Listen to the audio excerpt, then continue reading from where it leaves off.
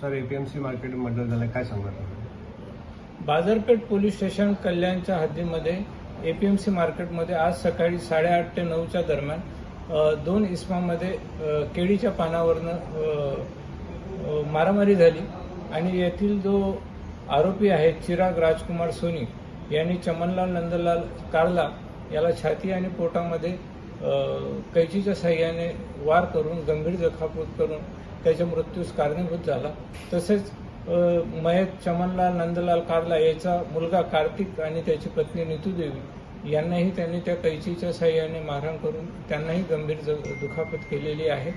या घटनेमध्ये चमनलाल नंदलाल कारला हा उपचार करताना मयत झालेला आहे आणि आम्ही रितसर बाजारपेठ पोलीस स्टेशनला गुन्हा दाखल करून या गुन्ह्यामध्ये चिराग राजकुमार सोनी याला बाजारपेठ पोलीस स्टेशनच्या अधिकाऱ्यांनी ताबडतोब अर्ध्या तासाच्या आत अटक केलेली आहे।